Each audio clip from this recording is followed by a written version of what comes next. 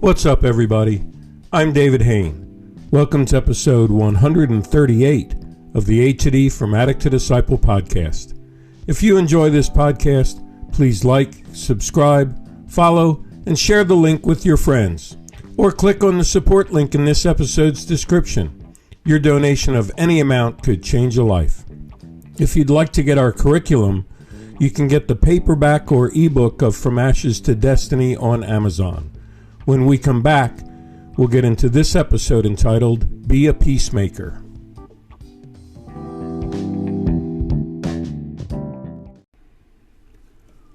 Welcome back to episode 138 of the A-to-D From Addict to Disciple podcast entitled, Be a Peacemaker.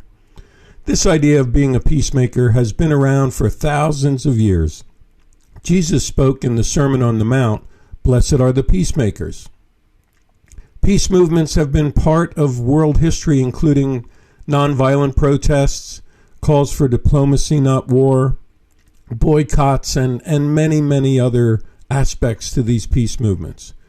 Peace activists have risen up in many countries, such as Mahatma Gandhi, Martin Luther King Jr., and many more. So today I'd like to look at what it means to be a peacemaker and then how we can apply that to ourselves. So I turned to the Jesus Film Project, and they had a list of 5 characteristics of what it means to be a peacemaker. The first one is take responsibility for reconciliation. To me, this means you're actively involved in working towards peace. You're not passively waiting for it to magically happen. And with the focus on reconciliation, you're really looking at bringing two people, two groups, two thoughts, which are sort of at odds with each other, to a point where they can openly talk and have a relationship. The second characteristic is avoid sweeping generalizations about others. And by this, to me, it means you don't put labels on people and put them in a box which says everyone who has this label thinks and acts alike. And you know, we're all guilty of that. Our governments are guilty of that. Culture is guilty of that. We put people in boxes based on their race or their religion or their politics or things like that.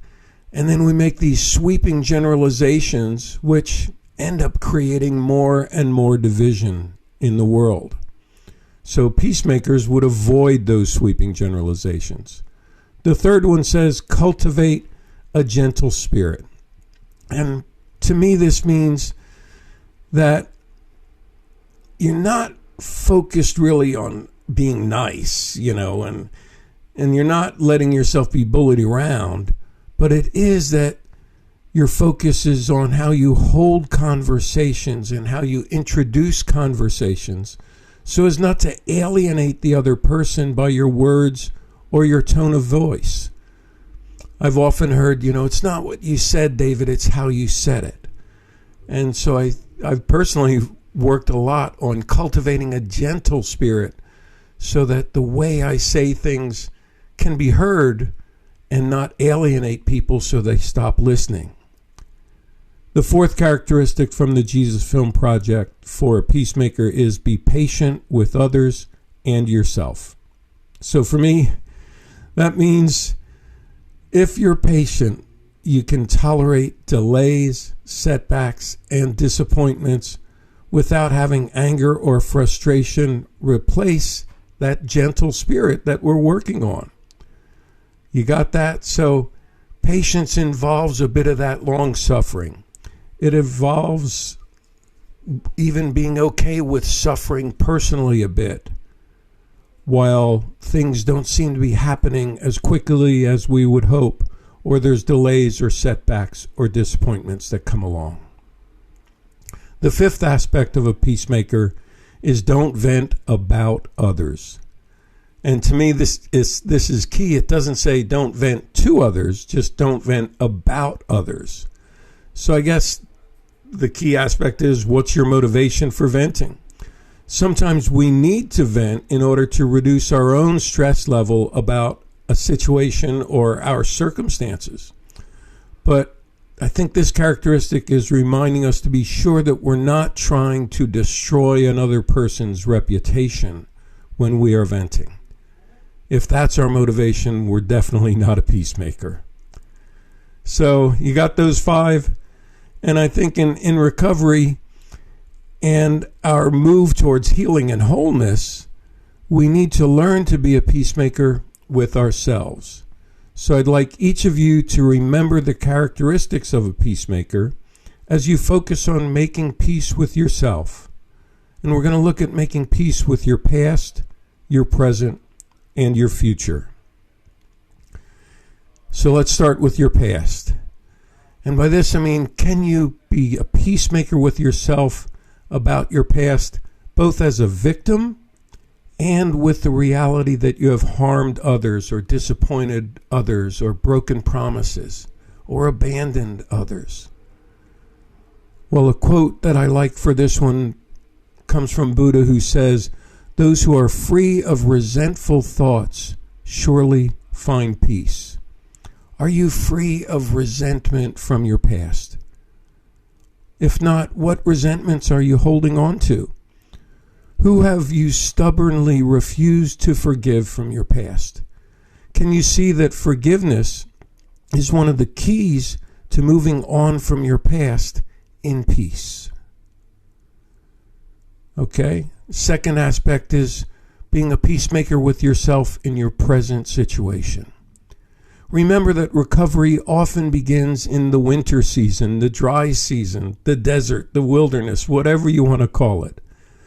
And it's important for me to know that in those seasons and in the wilderness and the desert, we have the opportunity to find our true self there, to find our strength there, to find hope there, not to sit and complain and moan and mope because it's a winter season or because it's a dry season.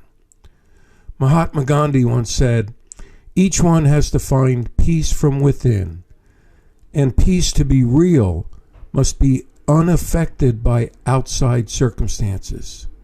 Wow, that's deep. You got it? If you're in a winter season, if you're in a dry season, if you feel like you're in the wilderness or the desert, Gandhi says, to find peace with your present circumstances, they can't be affected by these outside circumstances. So when I ask you, are you too focused on what you don't have in your present situation?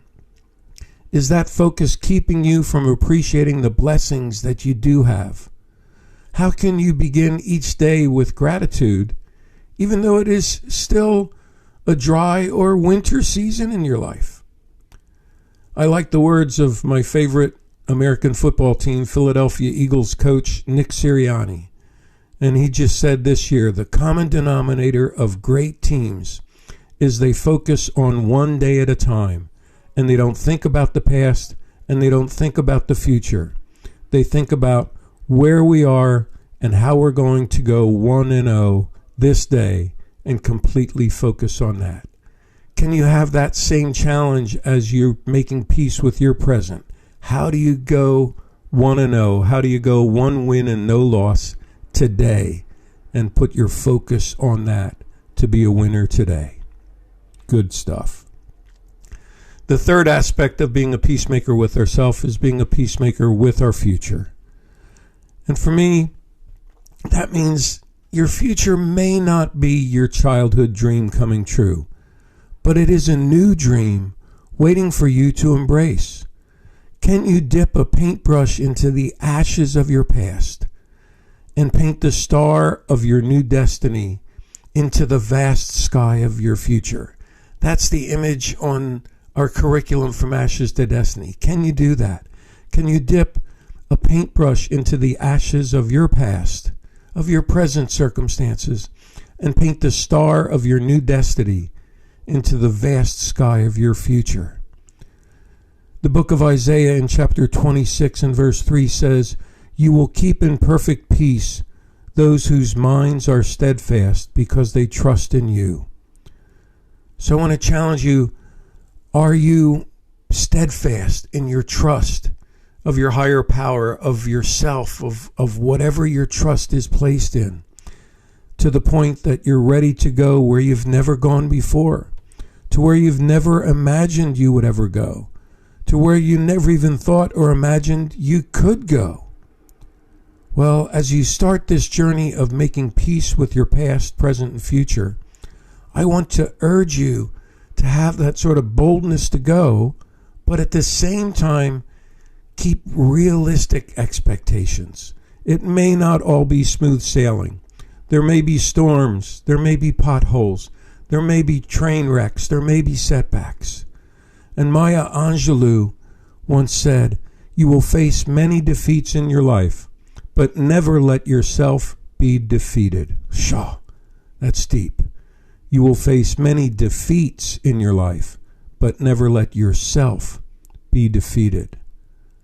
Can you get to that point in your focus where defeats are part of what happens? They're part of your expectations, but they're not going to defeat you.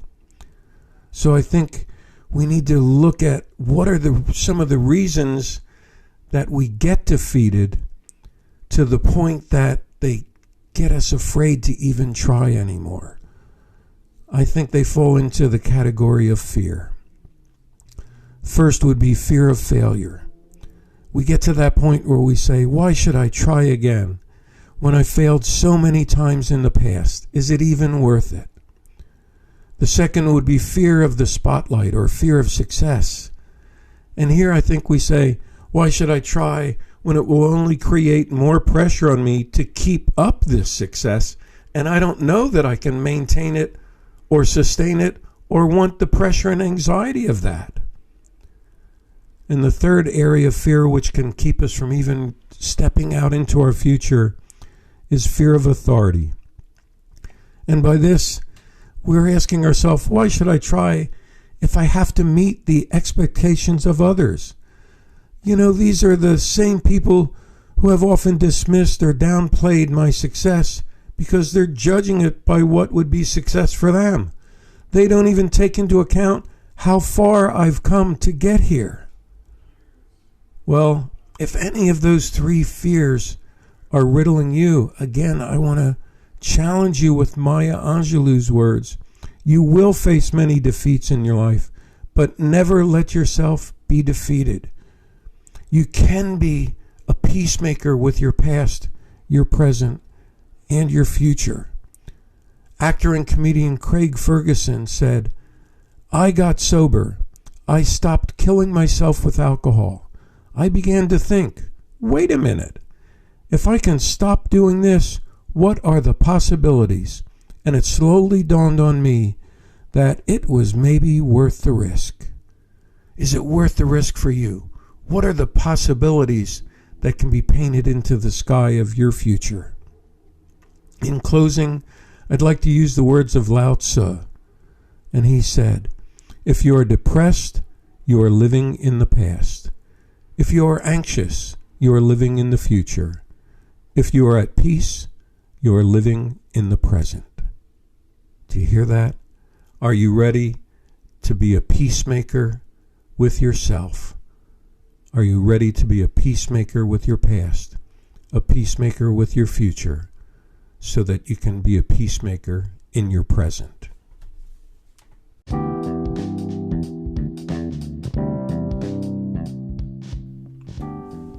Thanks for listening to this episode of the A to D from Addict to Disciple podcast. If you'd like to join an online group or get one-on-one counseling to help you become a peacemaker, please message me on the link in this podcast or by email at davidfromatod@gmail.com or go to my website www.fromatod.org and click on the contact page. You can keep in touch with what we're doing on From A to D by following me on Instagram at davidfromatod. Also, Spotify has just added a new feature where you can simply click on the question in this podcast which says, what did you think of the podcast? And you can send your responses to me that way. Okay? Lots of ways to keep in touch. Tune in Monday for our next episode, and as always, stay safe and stay strong.